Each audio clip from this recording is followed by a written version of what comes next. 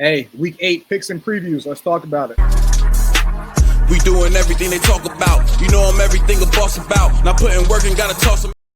Well, listen, we've made it to week 8. We are over halfway through the season, right?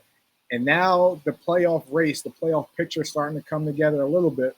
So these games are going to be a little bit more important than usual. So I won't waste too much of your time. Let's dive right into it. Week 8 picks and previews. We got a nice little slate here. We got a nice little slate. Couple games we're going to dive into. Munich versus Madrid, game of the week, right? Saturday's games are great. Sunday's games aren't necessarily the greatest. But again, we'll dive into it. So that first game we'll dive into. Prague versus Vienna, right? I'm rocking with Prague in this game. I'm sorry, Prague. I'm late to the show. I'm late to the party. I think rewatching that week 1 game, Prague made a lot of mistakes. All right. Granted, Yannick Mayer goes for 100 and some change. Ben throws for 296 and a pair of touchdowns. Right. They were able to limit Reece Horn and limit Noah Torre in the rushing yards for Vienna. Carry Pargerin didn't get 100, but he had 2 touchdowns. Vienna was able to be effective. Prague in that first game. Prague is a lot different now than they were in that first game. Javarius Smith's playing a lot better. We got Jalen Embry and Ken Hite back. Arthur King is playing out of his mind. Fletcher is coming along. He's the interception leader. Prague's up front, defensively and offensively, playing much better. I think this is an opportunity that Prague can steal a game. And if that happens, the East is not Vienna's to win, right? Because they can make things interesting. All right. We'll see how everything goes. I'm rocking with Prague in this game to go with the upset. Next game I want to dive into a game that is interesting on all accounts. We got a banged up Ryan Fire team going to beautiful Innsbruck to play the Raiders. Raiders much better team at home than they are on the road. N'Kosi Perry had a great game last week versus Vienna. How does he carry that going into this game? I will not be surprised if the Raiders pull this one off. I won't be surprised. All right, they just signed Tyrell Bogle, who just played for Helvetic. That running back room continues to be a lot better and a lot stronger. Ryan Fire got some banged up positions. Has his team look in the third week under Fred Armstrong's offense. I think they probably, left something to be desired and didn't really, give a full example of what their potential is. But for me, even though banged up, I still trust the Ryan Fire defense. It's hard. I could see Raiders pulling this off one way or another, but I'm rocking with the Fire to win this game. I think, this game will be a better indication of what Ryan is versus what they did last week versus Berlin. All right. Next game. We got the game of the week. We got Munich versus Madrid. This game is going to be fascinating. First of all, whatever the over-under is, hammer it over. There's going to be a lot of points scored, right? And this is probably the game of the year in the South. This first game of the year in the South, is going to set the tempo, right? Because if Madrid could beat Munich, Munich could beat the Raiders beat Madrid. You got a love triangle in the South. Madrid, much better team coming off a bye, much better team than what they've showed, and it's a team that's continuing to get better week in, week out. Reece Ness playing out of his mind. Aaron Crochet, obviously quickest guy to get to 1,000 yards, on the verge of winning or getting that triple crown. Rushing attack looked a little better last week versus Hamburg. Madrid has done a better job at coming full circle and playing complementary football, right? For me, the key for this game is gonna be Kyle Callahan. What type of game do you call? I think this game has to be a big Justin and Rodney type of game. I think Tabor in the performance he showed last week showed that he could put the game on his shoulders. But I think you attack Madrid by being physical, and obviously you got Markel Castle as your receiver. You got Okowu who played well out of his mind, the tight end, and obviously Russell Tabor who's been balling out of his mind too. Munich's defense has to play a lot better too. They haven't been great versus the pass. Madrid's going to pass. Andrew Weidinger versus Kentra Ellison. They have a 1-1 record from dating back to 2002 in the ELF when Andrew Weidinger was the head coach at Barcelona and Kentra Ellison was the D coordinator at Hamburg. This is going to be a great game, fascinating on all accounts. This is a huge game because Madrid's playoff hopes are on the line. Munich still has a chance, and they'll get a second game in Munich versus Madrid.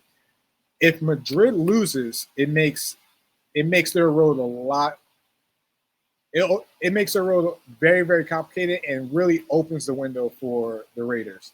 Obviously, Raiders got to do their part, but Madrid has to be the top team.